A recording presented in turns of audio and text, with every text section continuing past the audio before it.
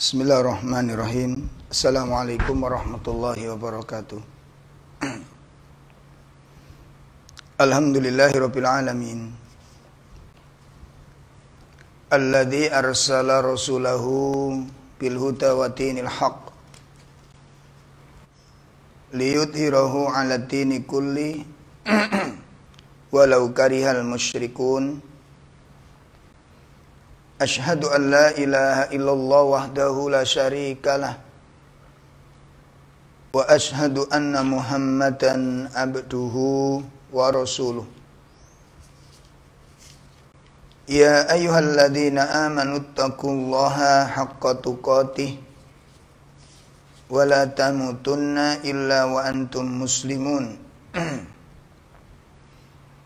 Ya ayyuhan nasu taqu rabbakumul ladzi khalaqakum min nafsin wahidah wa khalaqa minha zawjaha wa batha minhuma rijalan katsiran wa nisaa'a wattaqullaha alladzi tasaaluna bihi wal arham innallaha kana 'alaikum raqiba. I'lamu anna asdaqal hadits kitabullah wa khairal hadyi hadyu Muhammadin sallallahu alaihi wasallam wa syarrul umur muhdatsatuha wa kullu muhdatsatin bid'ah wa kullu bid'atin dhalalah wa kullu dhalalatin finnar. Ikhwatul iman rahimani wa rahimakumullah, bapak-bapak, ibu-ibu, kaum muslimin dimanapun berada. Alhamdulillah pagi ini kita bisa berjumpa kembali dalam kajian kita, dalam kajian rutin kita, pembahasan kitab Tazkiyatun Nufus bersama dengan Majelis Taklim Komering Surabaya. Tentunya kita sangat berharap dengan ilmu yang kita pelajari ini, pertama, kita berharap agar Allah menghilangkan kejahilan kita. Kita berharap dengan ilmu yang kita dapatkan, Allah memberikan pemahaman yang benar kepada kita. Kemudian yang kedua, agar kita diberikan kemampuan oleh Allah untuk melaksanakan ketaatan ini dengan benar. Sebab dikatakan oleh para ulama bahwasanya la yakumuddin illa bil ilmi. Agama itu tidak bisa kita laksanakan tanpa adanya ilmu syar'i. Ya, jadi gak mungkin kita bisa melaksanakan syariat agama dengan benar apabila kita tidak memiliki ilmu terhadapnya. Kemudian kita berharap pula dengan adanya ilmu yang kita pelajari ini, kita bisa memiliki bekal untuk memperbaiki kekeliruan atau kesalahan-kesalahan dari orang-orang di sekitar kita. Terutama hal ini dalam keluarga kita. Ya, seorang ibu tidak mungkin bisa membenahi kesalahan-kesalahan anak di dalam beragama, dalam beribadah. Seorang ayah tidak mungkin bisa memperbaiki kekeliruan ibadah anggota keluarganya. Mungkin doa yang kurang tepat, mungkin bacaan Quran yang kurang tepat, atau membaca ayat yang salah. Ini semua tidak bisa kita lakukan tanpa adanya ilmu. Oleh karenanya kita berharap kepada Allah melalui ilmu yang kita pelajari, kita bisa memperbaiki kekeliruan orang-orang yang ada di sekitar kita. Dan tidak kalah pentingnya, salah satunya adalah untuk menjadikan bekal kelembutan dan kekhusyuan hati. Ini yang paling mendasar ketika ilmu nanti sudah menjadi ruh di dalam jiwa seseorang, maka ilmu itu yang akan memimpin hatinya, yang akan mengarahkan pikirannya, yang akan menuntun jiwa manusia. Itu sesuai dengan ilmu dan pemahaman dari yang dia dapatkan. Semoga Allah Subhanahu wa ta'ala menambahkan ilmu yang bermanfaat kepada kita semuanya, menambahkan iman yang benar kepada kita semuanya. Semoga Allah mensucikan hati kita dan memperbaiki akhlak kita semua. Amin ya rabbal alamin. Pemirsa sekalian yang dimuliakan Allah, materi pagi ini menindaklanjuti materi kita pada kajian Selasa yang lalu, masih berkaitan dengan seputar kesabaran. Jadi kalau Selasa yang kemarin kita membahas tentang penghargaan, ya, piagam penghargaan yang Allah berikan kepada orang-orang yang sabar, dan itu sudah kita bahas.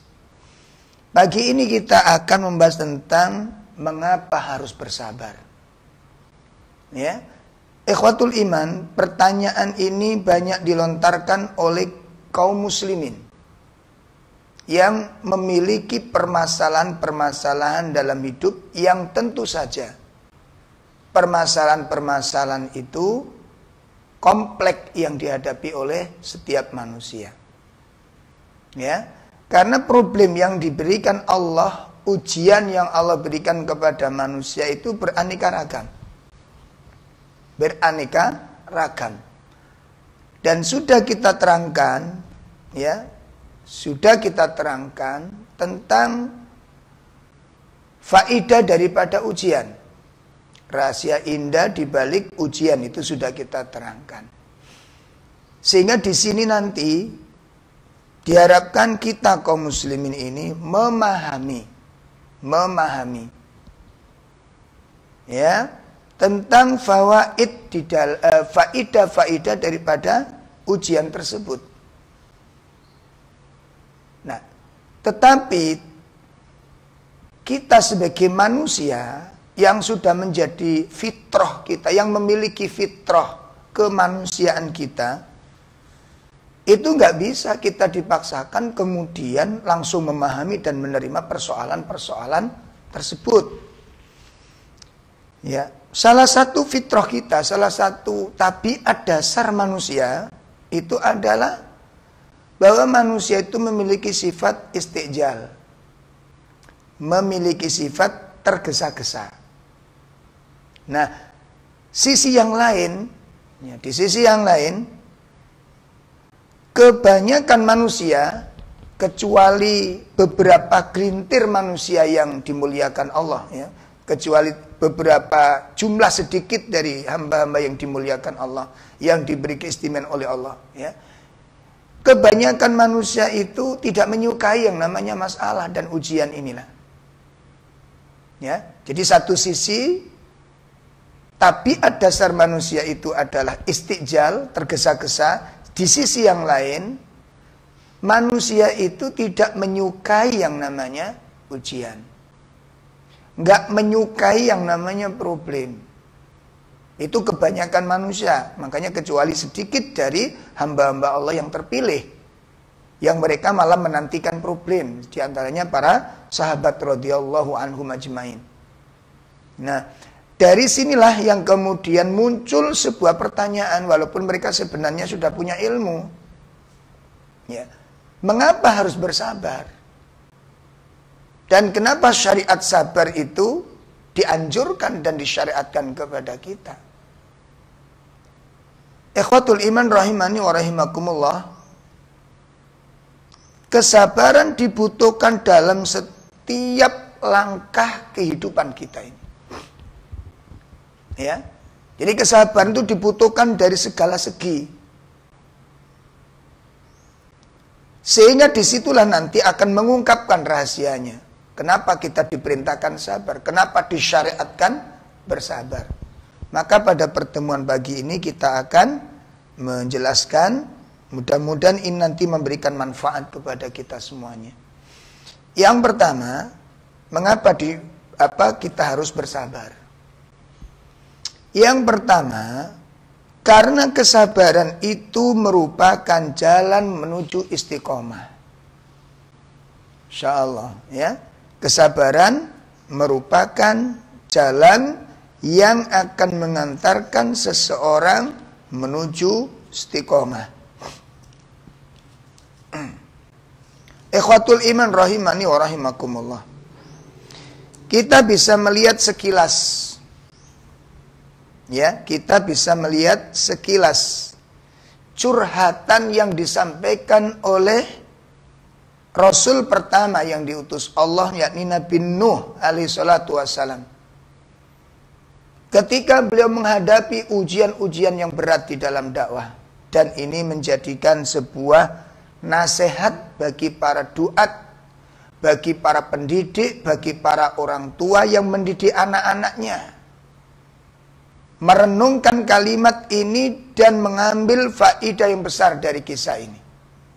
Ya, di mana Nabi Nuh ini curhat ya kepada Allah ini, mengadu kepada Allah Subhanahu wa taala. Ya, tentang problematika dakwah beliau.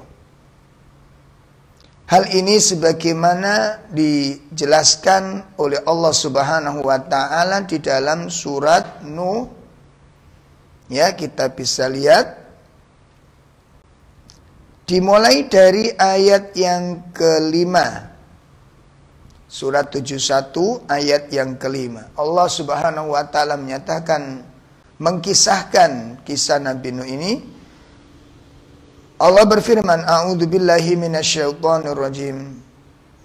Qala rabbi inni da'awtu qaumi lailan wa nahara falam yazidhum du'ai illa firara wa inni kullama da'awtuhum litaghfira lahum ja'alu asabi'ahum fi adhanihim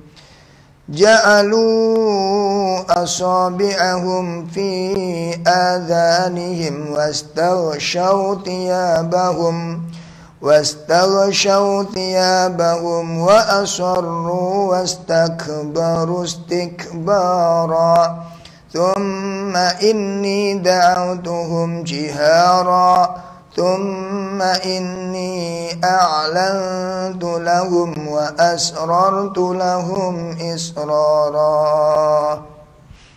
Ayat 5 sampai pada ayat yang ke-9 ini Nabi Nuh curhat kepada Allah Ta'ala, mengadukan tentang problematika dakwah beliau, problem dakwah beliau. Beliau mengatakan, wahai Rabb, ya, sesungguhnya aku mengajak kaumku di malam hari dan di siang hari. Ya, pertama kita simak ini. Ya, aku mengajak kaumku, aku berdakwah kepada kaumku baik malam maupun siang. Ini menunjukkan apa? Menunjukkan semangat dan gairah beliau untuk menyampaikan ilmu kepada umatnya. Begitu semangat beliau dan begitu gigih beliau. Ini yang pertama. Kemudian berikutnya apa kata beliau? Falam yazidhum du'ai illa firara. Tetapi dakwah yang aku lakukan, ya, dan saya tidak mengenal waktu, tidak mengenal lelah. Malam saya ajak, siang pun saya berdakwah. Tetapi kenyataannya dakwah yang aku sampaikan kepada kaumku ini tidak menambah mereka kecuali mereka lari dari dakwah ini. Ini problem. Ya, tentu setiap guru, setiap dai nggak suka demikian. Karena orang itu ingin ketika didakwai orang menerima. Ketika didakwai menerima. Itu senang orang. Ya. Orang bahagia demikian. Orang senang demikian. Kemudian wa inni kullama da'autuhum litaghfira lahum ja'alu asabi'ahum fi adanihim. Setiap kali aku mengajak mereka agar mereka memohon ampun kepada Allah, aku serukan agar mereka beristighfar kepada Allah. Mereka jadikan anak-anak jari mereka itu ditutupkan ke telinga-telinga mereka. Artinya apa? Nolak dakwah itu. Gak mau dengerin nasihat itu. Dan itu dilakukan secara terang-terangan. Jadi kalau dinasihat itu ditutup telinga itu dengan jari-jari mereka. Wastaghshaw thiyabahum wa asarru wastakbaru istikbara. Dan menutupkan kain bajunya itu di mukanya. Yang menunjukkan apa pula? Nggak mau peduli dengan dakwah itu. Nolak secara terang-terangan. Dan mereka menyombongkan diri dengan kesombongan yang sangat luar biasa. Ini reaksi kaum Nabi Nuh. Kita simak di sini ya. Beliau berdakwah itu siang dan malam. Beliau selalu mengajak umatnya untuk beristighfar kepada Allah. Tapi kita lihat reaksi umatnya. Di depan Nabi Nuh dia lakukan penolakan tersebut. Kemudian thumma inni da'autuhum jihara. Kemudian aku mendakwai mereka itu secara terang-terangan. Ya, dan kemudian aku mengajak mereka berdakwah kepada mereka itu secara sembunyi-sembunyi. Ini semua dengan segala cara sudah ditempuh oleh Nabi Nuh. Segala metode sudah ditempuh oleh Nabi Nuh. Tetapi yang dilakukan oleh kaumnya di dalam mensikapi dakwah Nabi Nuh, ya, di dalam mensikapi dakwah Nabi Nuh ditolak secara terang-terangan, ya, dihindari secara terang-terangan, dan mereka menyombongkan diri di hadapan Nabi Nuh dengan kesombongan yang sebesar-besarnya. Nah, ini problematika yang dialami oleh Nabi Nuh. Nah, kemudian di dalam surat Al-Ankabut pada ayat 14. Surat Al-Ankabut ayat 14. Di situ Allah Subhanahu wa taala menjelaskan, walaqad arsalna Nuhan ila qaumihi. Dan sungguh kami telah mengutus Nabi Nuh kepada kaumnya. Falabitha fihim, kemudian Nabi Nuh tinggal bersama kaumnya, yakni mendampingi kaumnya, mendidik kaumnya, mengajak kaumnya, mengajari kaumnya alfasanatin illa khamsina aman, selama 1 tahun, ya, selama 1000 tahun, ya, kurang dari 50 tahun. Masya Allah, berarti beliau berdakwah di tengah kaumnya itu 900 tahun. Kita bisa bayangkan ini. 950 tahun beliau berdakwah. Di tengah kaum yang sifatnya bisa kita gambarkan tadi itu. Dan itu ditekuni oleh Nabi Nuh. Pemirsa sekalian, para da'i, para duat, para asatid, para bapak-bapak, ibu-ibu, sebagai guru dari anak-anak. Ya, sebagai pendidik bagi anak-anak. Ini rahasia kesabaran. Kenapa Nabi Nuh bisa bertahan sampai 950 tahun?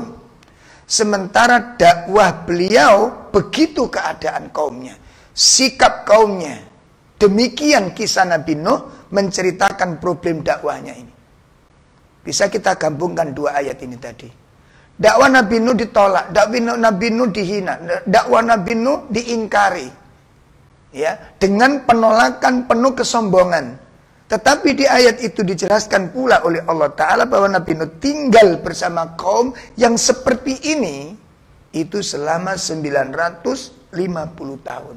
Tidak berhenti beliau berdakwah. Konsepnya apa? Ini menunjukkan bahwa beliau sangat istiqomah di dalam dakwah ini.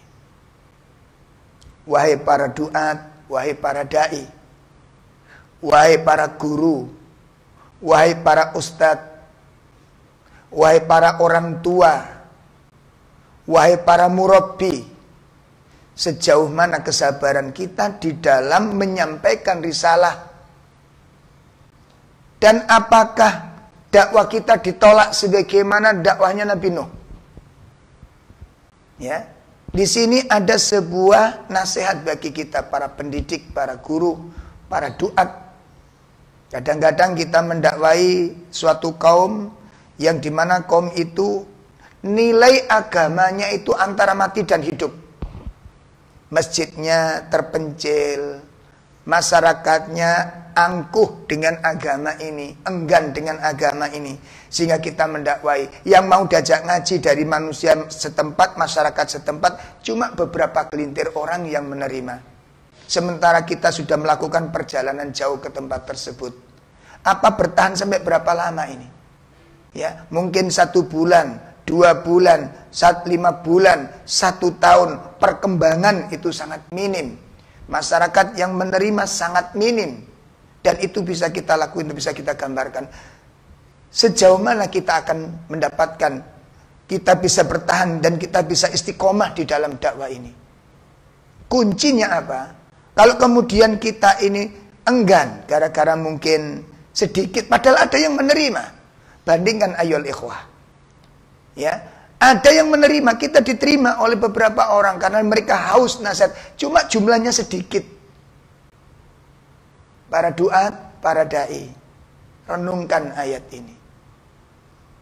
Para orang tua renungkan bagaimana Nabi Nuh mendakwai, di samping mereka ditolak oleh warganya, ditolak oleh masyarakatnya, ternyata Nabi Nuh dihadapkan ujian yang lebih sulit lagi. Dakwahnya ditolak oleh keluarganya. Istri yang merupakan pasangan hidupnya itu pun menolak dakwah Nabi Nuh. Anaknya menolak dakwahnya Nabi Nuh. Tapi Nabi Nuh terus mendakwai mereka siang dan malam. Di setiap kesempatan, di setiap momen, beliau sampaikan risalah.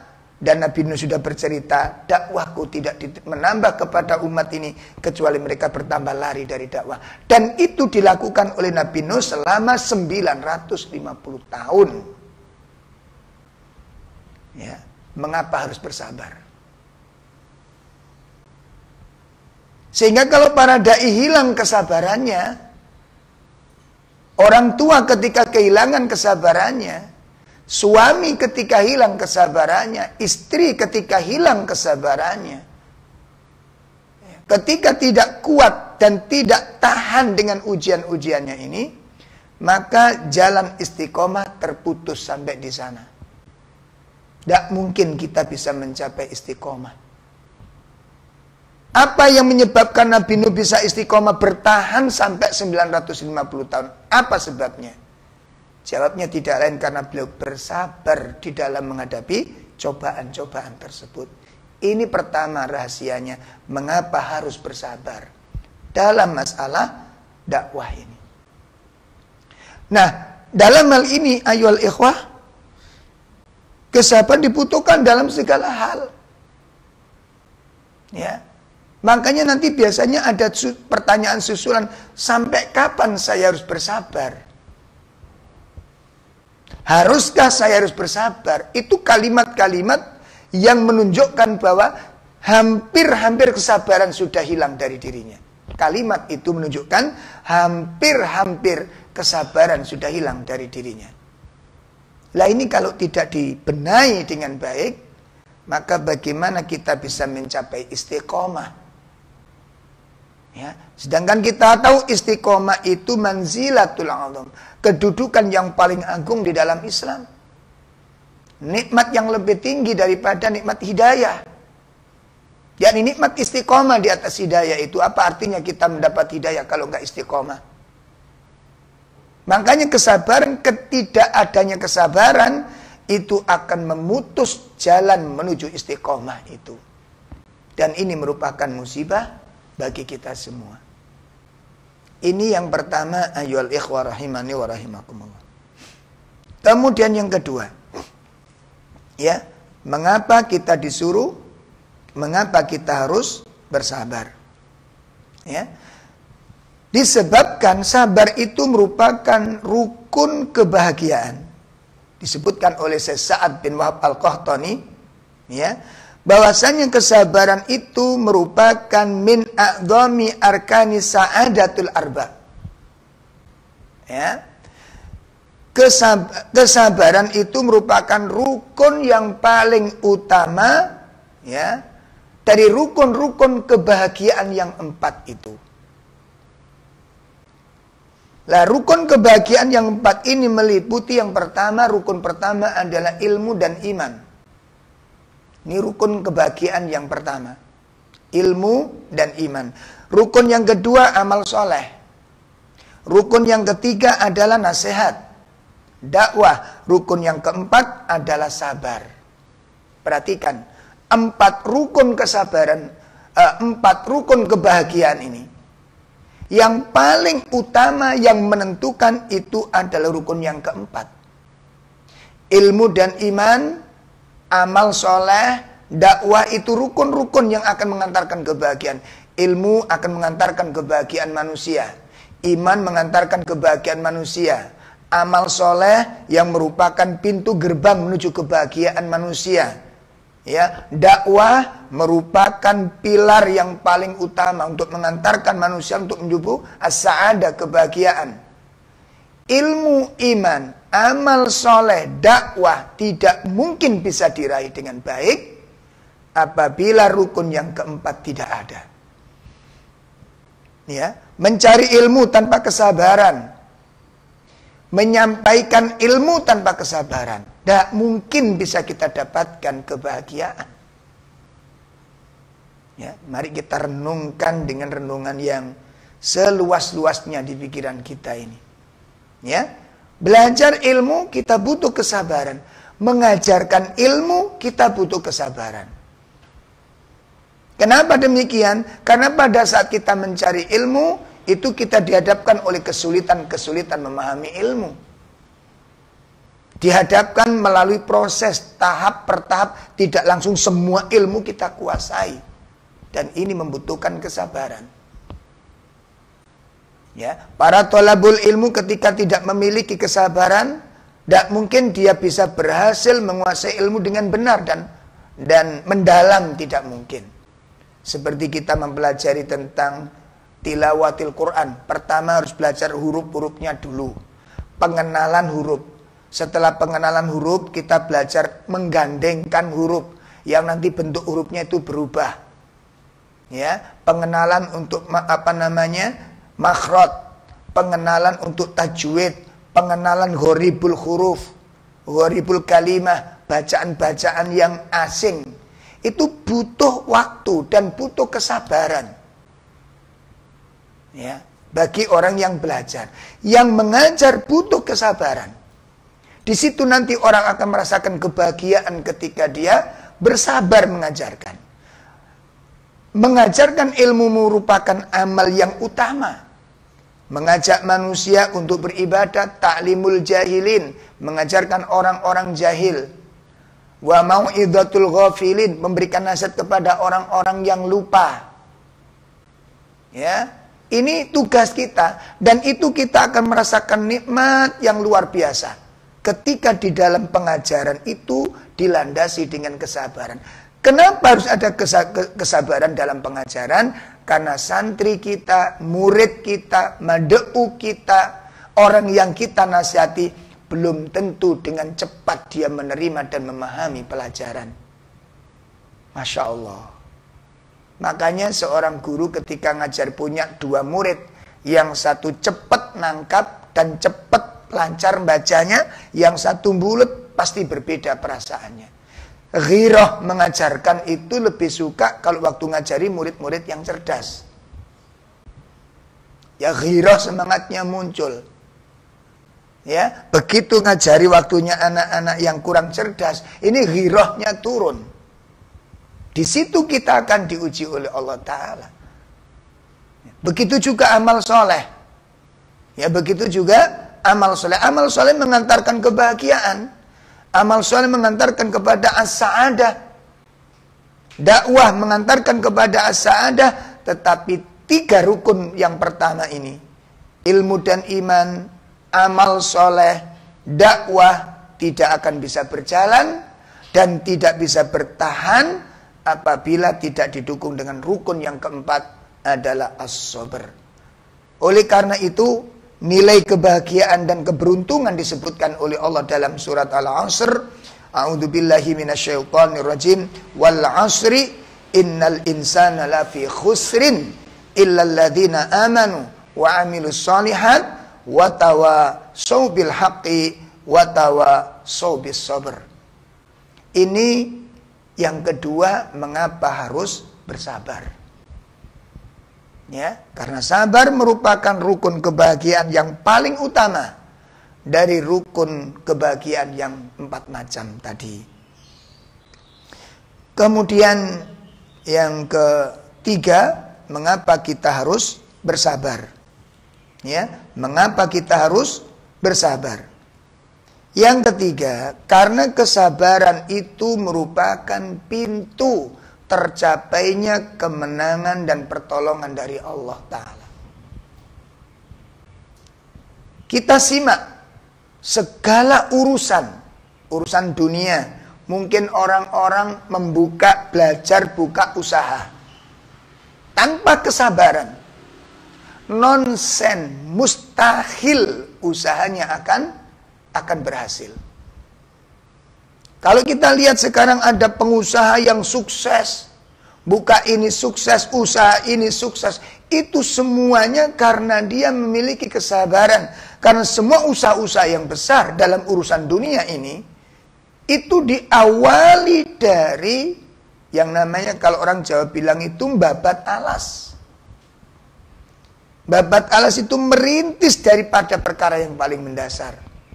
Pertama, perkenalan ya kepada konsumen ini. Perkenalan dulu. Ini urusan dunia, ini urusan dunia. Ya, tahap demi tahap dia lalui. Ini urusan dunia. Tanpa kesabaran tidak mungkin mendapatkan kesuksesan, tidak mungkin meraih keberhasilan. Tanpa kesabaran tidak mungkin mendapatkan pertolongan dari Allah. Tanpa kesabaran. Kita lihat ketika kita menyekolahkan anak-anak kita. Ini umum, gak usah yang beragama. Yang umum. Untuk mendapatkan selembar ijazah yang namanya SD. Itu bisa renungkan. Berapa lama kesabaran yang harus dilalui. Tahapan-tahapan. Supaya SD awalnya lancar didahului dengan TK. Supaya TK-nya lancar didahului dengan playgroup. Playgroup 1 tahun, masuk TK 2 tahun. Itu belum dapat apa-apa. Ijazah nggak kepake itu. 3 tahun, bayangin. Ini urusan dunia, kita bicara dunia. Kalau dia nggak sabar, sudah capek, berhenti sudah. Ilmu nggak akan bertambah di sana. Ya. Kemudian ditambah lagi kita untuk mendapatkan 1 lembar ijazah SD harus menempuh 6 tahun. 1 lembar ijazah SD ditempuh dengan 6 tahun. Berarti sudah kita habiskan 9 tahun sudah kita lalui untuk mendapatkan 2 lembar ijazah. Itu pun gak kepake kalau dalam urusan pekerjaan dunia ini. Kita lihat nanti di perusahaan, pertokoan, perkantoran, pegawai, itu gak mungkin bisa menerima ijazah itu untuk dipekerjakan di tempat tersebut. Maka untuk bisa mendapatkan ijazah yang lebih tinggi, yakni ijazah SMP, maka murid harus mengejar lagi 3 tahun. 11 tahun kita habiskan. Itu pun belum berguna untuk mencari urusan dunia. Ini kalau kita bicara tentang urusan dunia.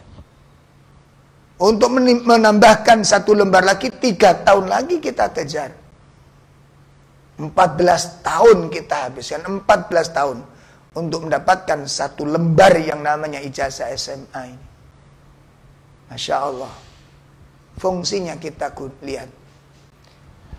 Tahapan-tahapan itu tidak mungkin bisa kita laksanakan tanpa ada kekuatan kesabaran. Tanpa ada kekuatan kesabaran. Oleh karena itu, ya, kita bisa lihat sebuah kisah dari sahabat Khobab bin Al-Arad.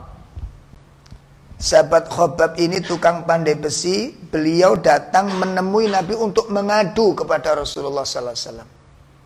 Mengadu perihal dirinya yang ketika itu dia baru masuk Islam, kemudian mendapatkan perlakuan yang sangat ekstrim dari orang-orang kafir. Diceritakan oleh Khobab sendiri dalam hadis riwayat Imam Bukhari. Beliau Sahabat Khabbab bercerita, saqauna ila Rasulillah sallallahu alaihi wasallam. Saya mengadu kepada Rasulullah SAW. Wa huwa mutawassidun burdatan lahu fi dhilil Ka'bah. Ya, pada saat beliau itu bersandar di burdahnya, di selimutnya. Ya, di samping Ka'bah. Dalam mengikuti naungan Ka'bah. Fakulna, maka kami berkata kepada Nabi, mengadu kepada Rasulullah. Mengadu kepada Rasulullah.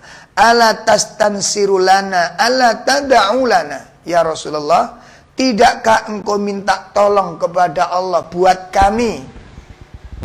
Tidakkah engkau berdoa kepada Allah untuk kami? Karena kami sudah disiksa oleh orang-orang kafir atas keislaman kami ini.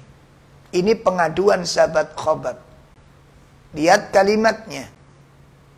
Ya, tidakkah engkau minta tolong kepada Allah? Lah ini menunjukkan sudah mentok ini kesabarannya ini. Tidakkah engkau berdoa kepada Allah untuk kami agar kami ditolong oleh orang-orang kafir karena kami disiksa orang kafir. Ya, sekedar renungan bagi kita bahwa Khabbab itu begitu didengar orang kafir bahwa dia itu masuk Islam, langsung didatangi rumahnya oleh tokoh-tokoh orang kafir tersebut.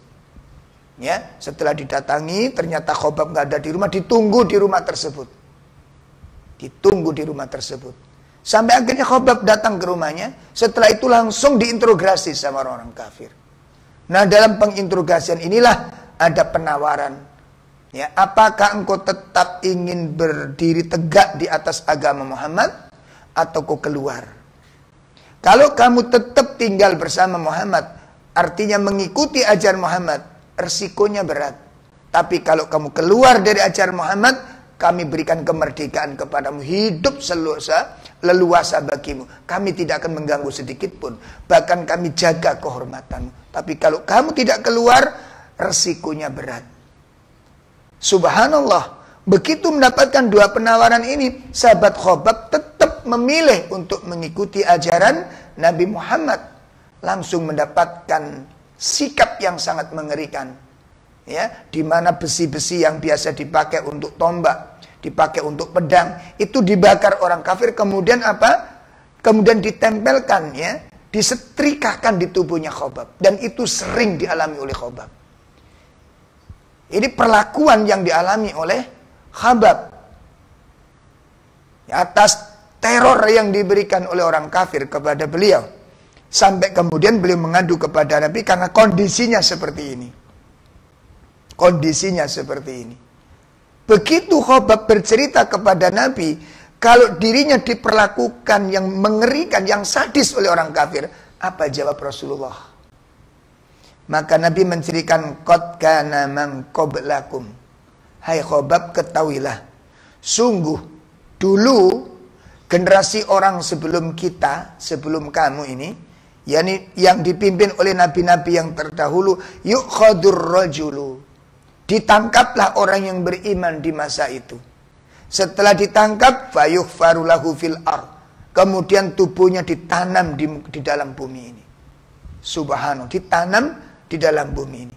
Fayuj'alu fiha, ya, thumma yu'ta bil minsyar, kemudian ada pula yang kemudian didatangkan gergaji setelah itu. Na'udzubillah min syarri dzalik, ya. Didatangkan gergaji dari besi. Fayudau ala ra'sihi, kemudian diletakkan di atas kepalanya gergaji besi itu tersebut. Fayuj'alu nisfaini, kemudian kepala itu dibelah menjadi dua bagian. Ini perlakuan yang diberikan orang kafir kepada orang-orang mukmin. Ini ujian yang dialami orang-orang yang beriman di masa yang lalu. Sebelum kita, kata Nabi. Kemudian ada pula wayum syatu bi amsatil hadid.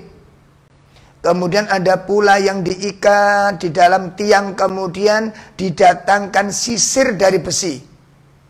Ya, dan disisirkan di kulitnya dan dagingnya tersebut, maduna lahmihi wa admihi, sampai kemudian daging itu terpisah dari tulangnya. La haula wala quwata illa billah. Tetapi kata Nabi, perlakuan-perlakuan semacam ini yang dialami oleh orang muslim di zaman terdahulu. Ujian-ujian yang kayak begini, digergaji kepalanya, ditanam hidup-hidup, ya, disisir dagingnya dengan sisir bersih sehingga terpisah antara tulang dengan dagingnya, ma yasudduhu dzalika antini. Ya, perlakuan semacam ini, ujian semacam ini, itu tidak menghalang-halangi mereka untuk tetap berada di atas agamanya. La haula wala quwata illa billah. Ini pemirsa sekalian yang dimuliakan Allah. Makanya Nabi kemudian mengingatkan kepada sahabat Khobab ini, ya, wallahi la yutammannallahu hadzal amr hatta yasira raqib min Son'a ila hadrati maut. Ya, demi Allah kata Nabi, Allah akan memberikan keamanan kepada umat ini. Ya, artinya apa? Kemenangan kepada umat ini. Allah akan memberikan kemenangan kepada umat ini. Sehingga nanti orang-orang berjalan dari Son'a menuju Hadramaut itu aman keadaannya. Ini menunjukkan apa? Ketika Islam menang, itu keamanan yang akan diberikan Islam. Tidak ada yang diganggu, tidak ada yang disakiti, nggak ada yang dolimi. Dan pertolongan itu pasti datang. Kuncinya apa di sana? Kesabaran. Kesabaran. Masya Allah. Makanya tidak mungkin kita mendapatkan kemenangan dan pertolongan dari Allah Subhanahu wa Ta'ala apabila di dalam diri kita tidak ada kesabaran di dalam menyampaikan risalah ini. Ini alasan yang kedua, mengapa harus bersabar. Begitu juga dalam problem-problem rumah tangga. Kita dihadapkan oleh ujian-ujian yang tidak sedikit. Terus berdatangan ujian-ujian itu. Hari demi hari, bulan demi bulan, waktu demi waktu, tahun demi tahun. Ujian tidak akan pernah sepi dalam kehidupan rumah tangga kita. Kemenangan, pertolongan Allah tidak mungkin kita dapatkan sebelum kita mencapai syarat utama dan rukun utama dalam pertolongan Allah, yakni kesabaran. Ini yang ketiga. Yang keempat, mengapa harus bersabar? Bersabar itu merupakan pilar utama di dalam dakwah yang paling utama. Pilar utama yang paling utama di dalam dakwah.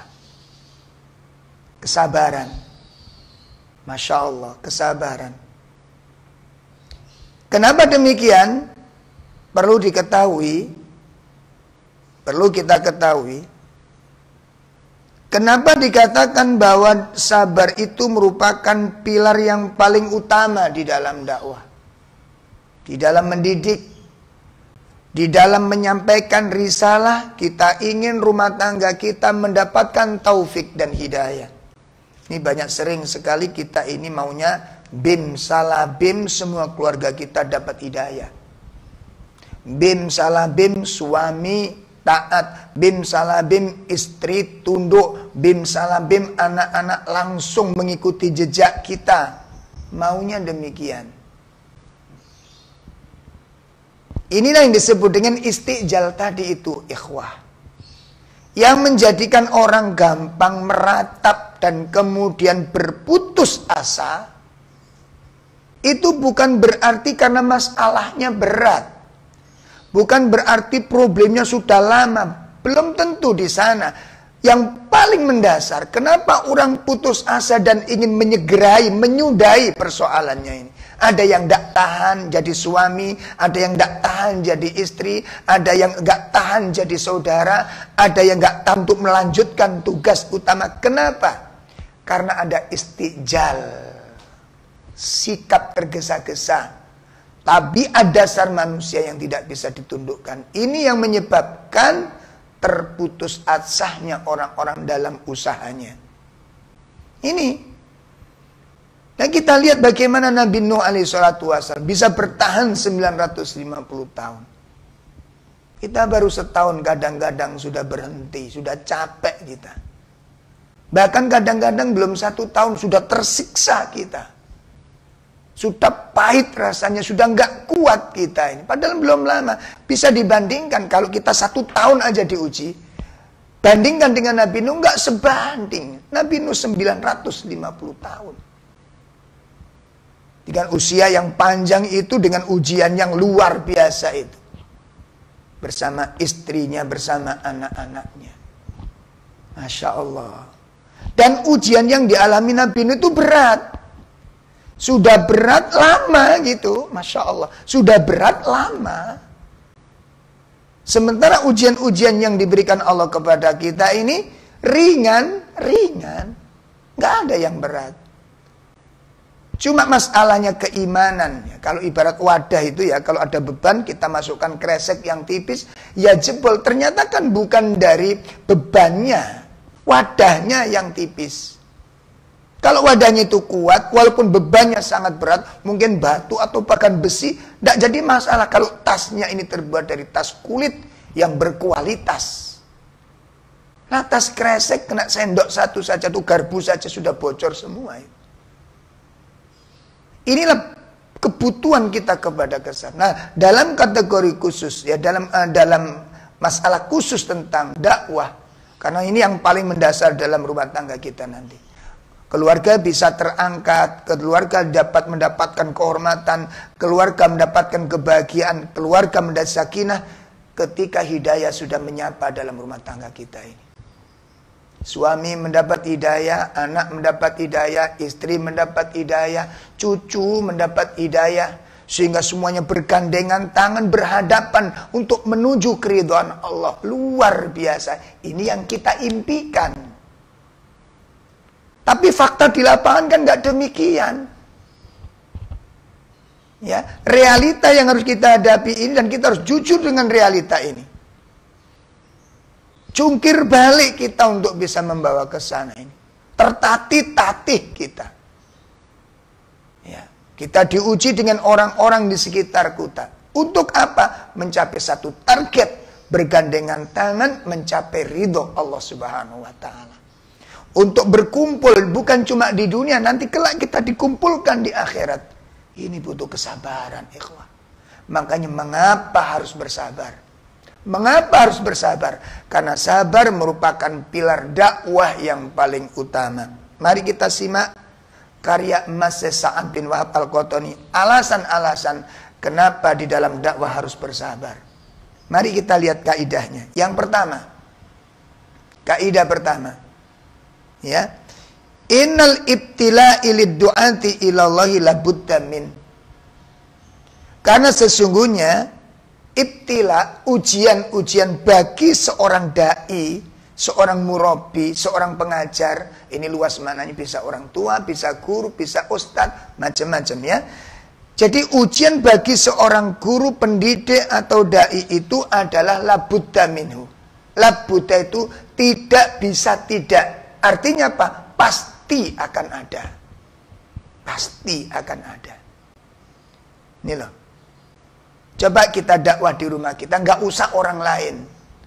Keluarga kita. Ya. Kita dakwai anak. La haula wa la quwata illa billah. Anak kita 5, karakternya nggak sama, ikhwah.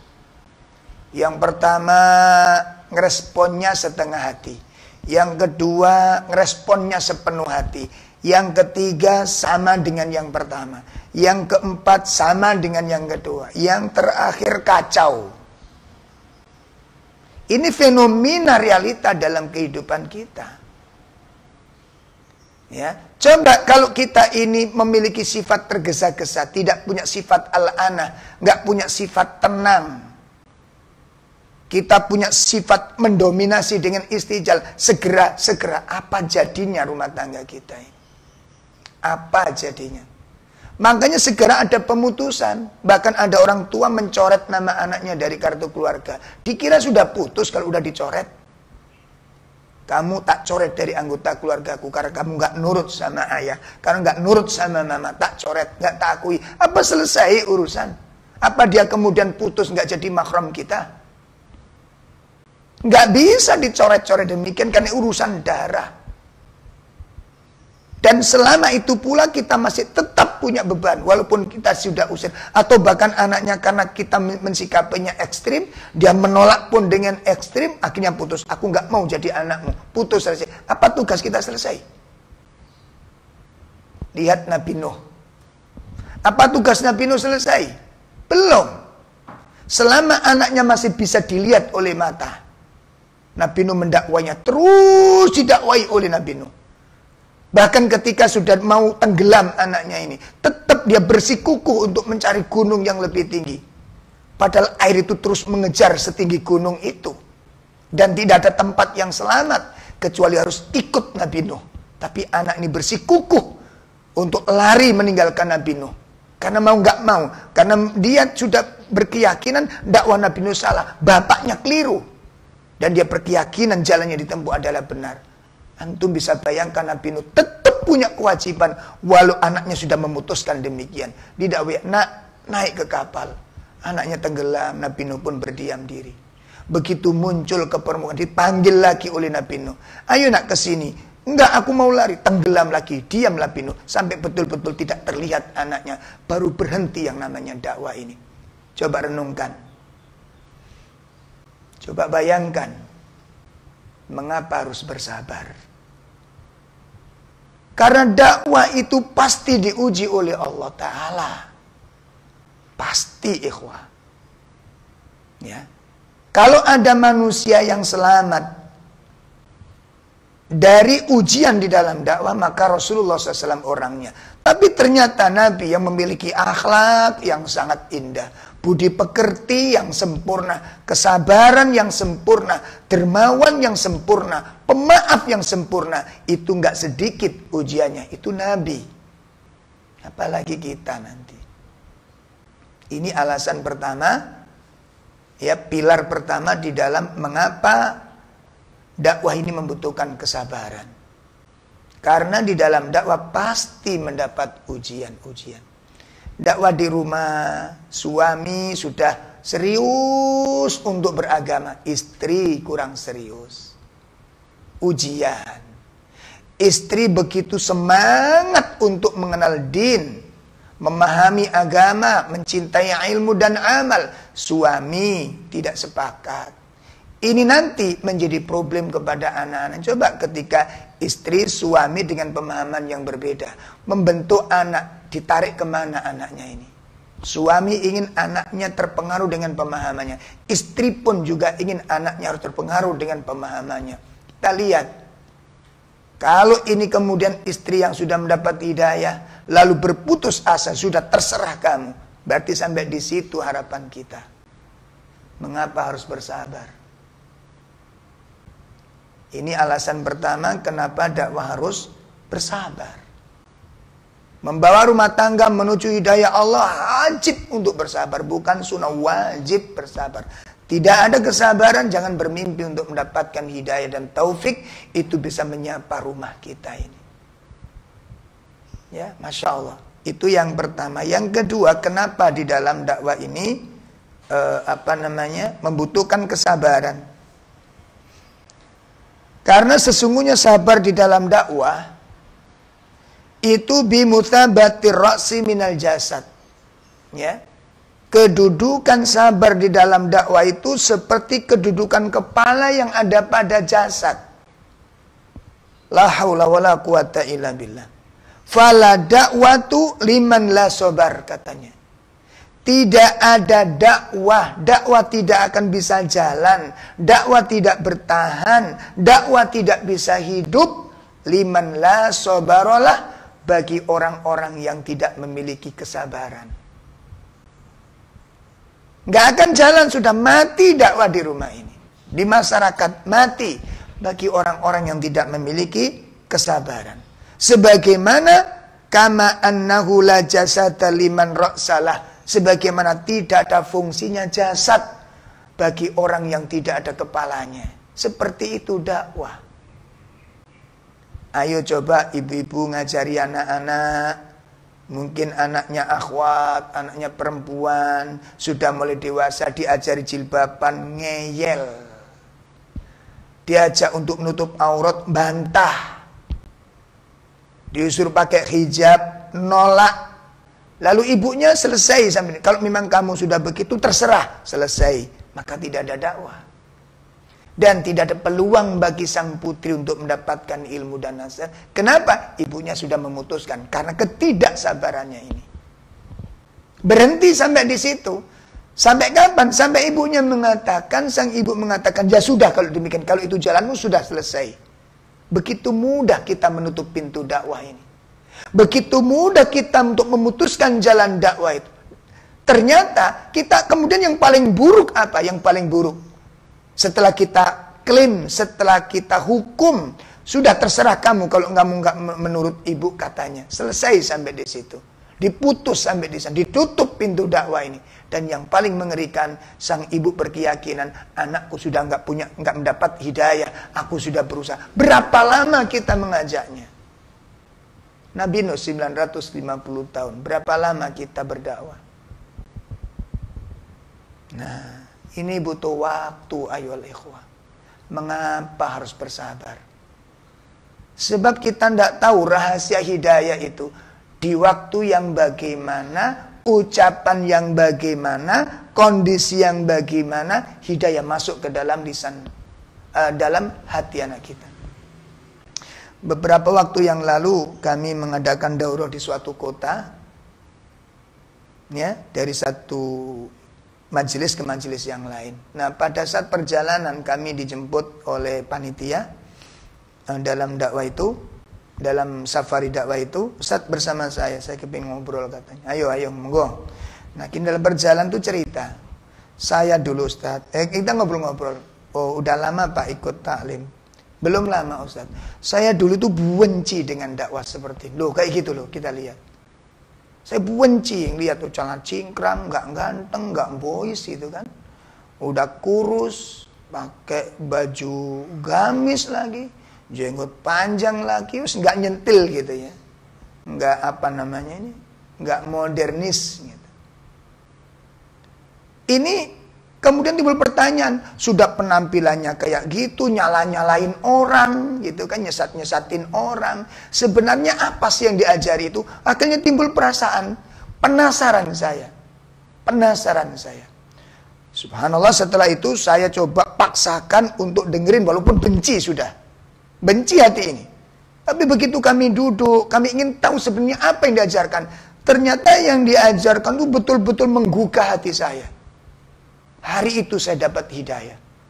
Berpikir saya, merenung saya. Ini loh, ikhwatul iman, bapak-bapak. Kita nggak tahu di tempat mana hidayah itu pas masuk. Di waktu yang bagaimana hidayah masuk. Kalimat yang bagaimana yang bisa menyentuh. Ini rahasia hidayah. Makanya nggak boleh berhenti untuk menasehati. Kita nggak tahu hidayah ini di mana pintunya nanti. Kalimat yang mana dari sekian ajaan yang menyentuh yang mana, itu bukan urusan kita. Allah yang membolak-balikkan hati ini. Makanya di sini membutuhkan kesabaran. Inilah alasan mengapa harus bersabar. Mengapa harus bersabar? Ada seorang istri, ya, ini kisah nyata ya. Seorang istri yang soleh, masya Allah soleh, dia alim, sabar dia. Dikaruniai oleh Allah suami yang naudzubillah, kalau boleh bisa dikatakan itu berandalan suaminya. Pemabuk, penjudi, pemain perempuan. Kan klub ini sudah. Pemabuk, penjudi, main perempuan. Dan ketika menghadapi suami seperti ini, ketaatan istri gak berkurang kepada suaminya. Jadi ketaatan dalam arti apa sih tugas seorang istri itu? Dia lakukan ketika ditanya, kok sampean bisa melakukan begitu? Itu kan tugas saya. Dan saya ditanya oleh Allah tentang tugas saya ini. Soal suami begitu itu tanggung jawab suami nanti. Subhanallah. Ini kalimat yang sangat kokoh. Dan itu berjalan berbulan-bulan, bertahun-tahun. Dan istri tetap dalam kebaikan. Dan istri semakin meningkatkan ilmu. Ada apa ini? Pasti ada sesuatu yang diberikan Allah kepada saya. Ya. Nah, kemudian istri terus berikhtiar, berusaha mendekati suaminya. Dan suaminya tetap kekeh di dalam karakter buruknya itu. Sampai pada terakhirnya. Ya mungkin suami sudah jengkel dengan istrinya yang terus mengajak dia. Dan istri tetap dalam kondisi semula, Masya Allah, suatu saat ini puncak-puncaknya persoalan. Suami pulang dengan membawa perempuan lain. Coba wanita mana ini? Wanita macam apa yang bisa menyaksikan ini? Sudah begitu suaminya ini main pukul dengan istrinya. Siapa dia gitu? Sampai istrinya pun nggak bisa berkutik, karena kalau berkutik dihajar sama suaminya. Nah, setelah peristiwa itu, hari-hari berikutnya, pada terakhir ini, kisah terakhirnya, suami pulang dalam keadaan mabuk. Ambyuk di depan pintu. Istri mengetahui keadaan ini. Akhirnya istrinya pun membuka pintu, membawa suaminya ke dalam kamar. Dibasuh pakaiannya, diganti pakaiannya. Diperlakukan sedemikian. Tugas saya sebagai seorang istri harus menyelamatkan suaminya. Nah, setelah itu, begitu tengah malam suaminya terbangun. Dia kaget sekali, pakaiannya kok sudah diganti. Dia ingat, saya tadi mabuk dan nggak tahu jatuh di mana. Kok tiba-tiba sudah di tempat tidurnya. Dan malam itu dia terbangun, melihat istrinya nggak ada di sampingnya. Dia penasaran, apa sih yang dilakukan oleh istriku ini? Apa yang dia lakukan? Akhirnya dia mengintip istrinya sedang berdoa setelah tahajud. Ya. Di dalam doa itu, rintian istri yang mendapat hidayah itu. Rintian istri yang berharap suaminya mendapat hidayah itu apa? Ini si istri nggak ngerti kalau sedang diintip oleh suaminya. Karena kisah ini suami yang bercerita, kemudian ditulis oleh ustadz kita. Ya. Setelah itu dia dengar doa istrinya ini. Apa doa istrinya? Ya Allah, berikan kesabaran kepadaku. Berikan kesabaran kepadaku untuk tetap istiqomah di dalam ketaatan kepadamu dan taat kepada suami dalam ketaatan kepadamu selama tidak bermaksiat. Terima amal-amal kami. Beri kelapangan hatiku untuk bisa menerima kekurangan suamiku. Aku ingin memberikan bimbingan, mendampinginya untuk menuju keridhoanmu. Berikan aku kekuatan, ya Allah. Itu doa untuk dirinya sendiri. Setelah itu dia mendoakan suaminya, ya Allah ampuni dosa suamiku. Seburuk apapun adalah dia engkau amanahkan kepadaku. Tunjukkan jalannya menuju keridhoanmu. Beri kesempatan untuk memperbaiki diri. Subhanallah. Mendengar rintian sang istri ini, suami bergetar tubuhnya. Lemes tubuhnya. Dia tidak pernah menyangka bahwa perlakuan yang selama ini salah sedikit mukul, selama sedikit menyiksa, dibalas dengan doa-doa kebaikan oleh sang istri ini. Akhirnya terguyur-guyur tubuhnya, terkoyak batinnya, mendapat cambuk yang begitu terdengar langsung di dalam telinganya. Akhirnya sang suami ini mendapat hidayah di waktu malam itu. Dia pergi ke kamar mandi, dia, berwudu dia, dan itu adalah wudu pertama kali selama menikah. Air wudu itu pertama kali membasuh mukanya berkat doa kesabaran wanita yang saleh. Setelah itu dia sholat di samping istrinya. Sedangkan istrinya sedang sujud, gak sadar istrinya kalau suaminya ada di sampingnya dalam keadaan bersujud kepada Allah. Itu malam pertama kening suami itu menempelkan di sajadah itu. La haula wala quwata illa billah. Kesabaran macam mana ini? Kesabaran yang luar biasa, kepahitan-kepahitan yang ditelan selama ini. Buahnya mengagumkan sampai pada akhirnya sang suami ini menjadi muadzin tetap di suatu masjid dekat rumahnya. Dan kemudian berjalan bersama-sama menuju keridhaan Allah Ta'ala. Kesabaran seorang istri. Makanya doa ini Nabi mengatakan ad-doa yanfa'u mimma nazal wa ma lam yanzil. Doa itu memberi manfaat kepada peristiwa-peristiwa yang belum terjadi, yang sudah terjadi maupun yang belum terjadi. Maka Inilah alasan kenapa di dalam dakwah harus membutuhkan kesabaran. Mengapa harus bersabar? Ternyata pertolongan Allah itu di ujung sebelah sana. Di ujung sebelah sana. Di ujung doa kita. Pada saat puncak-puncak kemaksiatan, ternyata kemaksiatan itu dibalas dengan kebaikan. Di situ goncangan jiwa itu terjadi. Ya, tembok kesombongan dibongkar dengan doa itu. La haula wala quwata illa billah. Sekarang mari kita lihat ujian-ujian kita dibandingkan dengan wanita ini. Ujian apa yang sudah kita dapatkan ayyuhal ikhwah? Ya, ujian begitu ringan kita sudah nggak tahan. Ujian begitu berat kita udah mundur begitu kuat. Coba kita lihat. Adapun kita sedih melihat itu manusiawi. Adapun kita sumpek melihatnya itu manusiawi karena kita bukan malaikat. Maka di sini kesabaran itu pahit. Nabi mengatakan as-sabru diya, sabar itu sinar. Pahit, panas, berat itu sabar. Tapi Nabi mengatakan fas-sabrun jamil, bersabar dengan kesabaran yang indah. Kemenangan tidak bisa diraih, hidayah tidak bisa diperoleh, pertolongan Allah bagaimana akan Allah berikan sementara jalan yang kita tempuh belum sampai pada pintu pertolongan itu. Kita sudah berputus asa. Makanya ada ayat mengatakan la tai'asu mir raihillah. Jangan kau putus asa dari pertolongan Allah. Kenapa Allah mengatakan demikian? Jangan putus asa karena Allah sudah siap untuk memberikan pertolongan. Jangan menghakimi diputuskan dengan pikiran kita sebelum tiba saatnya yang semestinya. Ini yang keempat, kenapa harus bersabar? Karena sabar merupakan pilar dakwah yang paling utama. Kemudian yang kelima, ya, ini masih banyak sebenarnya pilar-pilar dakwah kenapa harus bersabar. Masih banyak sekali sebenarnya. Tapi saya cukupkan sampai di sini untuk poin yang keempat, kenapa harus bersabar?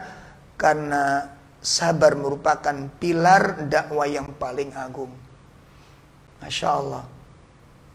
Kemudian yang kelima, mengapa harus bersabar?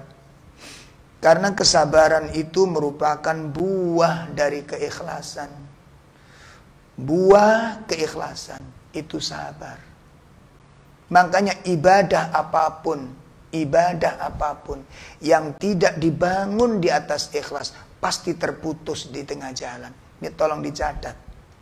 Ibadah apapun, apa itu sedekah, apa itu belajar, apa itu mengajar, apa itu berbuat ihsan kepada manusia, berbuat baik kepada orang, ketika tidak dibangun di atas keikhlasan, maka ibadah-ibadah itu akan terputus di tengah jalan.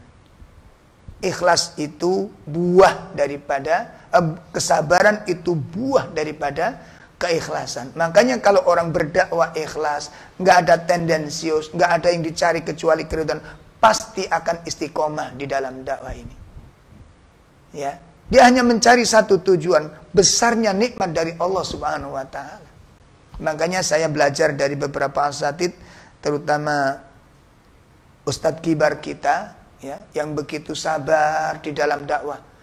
Beliau saya tanya ketika beliau berdakwah di luar Jawa, di daerah-daerah lain itu sampai ribuan yang bermajelis dengan beliau itu. Begitu datang ke kota kami, itu 4 orang yang datang, kadang 5 orang yang datang. Dan beliau itu disiplin waktu.